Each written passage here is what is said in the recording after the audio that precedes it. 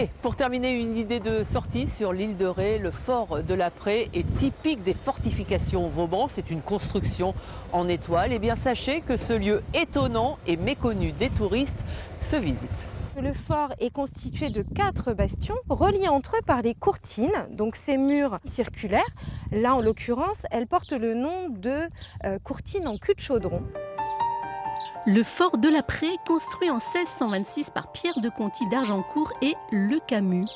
Objectif, asseoir le pouvoir royal de Louis XIII sur l'île de Ré contre les assauts des protestants de La Rochelle. Ce qui reste encore de cette époque, ce sont les fortifications bien sûr, mais aussi cette salle où était conservée la poudre à canon. Pour éviter les explosions, plusieurs conditions.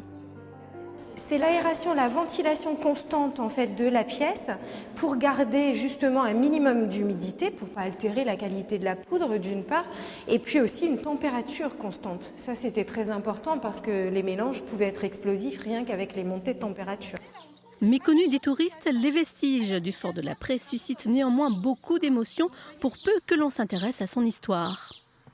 On marche à travers les pas des soldats qui ont été présents ici, du changement qu'il y a pu y avoir à travers les années, et on se remet en fait en condition des personnes qui vivaient ici. Le duc de Buckingham était reparti d'ici un petit peu comme un grand perdant, et puis assassiné à l'arrivée en Angleterre avec son bateau. Donc finalement, il y a un tournant de l'histoire qui a pu se faire ici. L'île de Ré aurait-elle été anglaise si le duc de Buckingham avait gagné la bataille? Il était venu prêter main forte aux Huguenots rochelais en 1627. Grâce au fort La Prée, les renforts royaux vont pouvoir être abrités par le fort, prendre à revers les Anglais à Saint-Martin et leur affliger une défaite monumentale. Aujourd'hui, le site est proposé pour des fêtes privées, mais il se visite également toute l'année.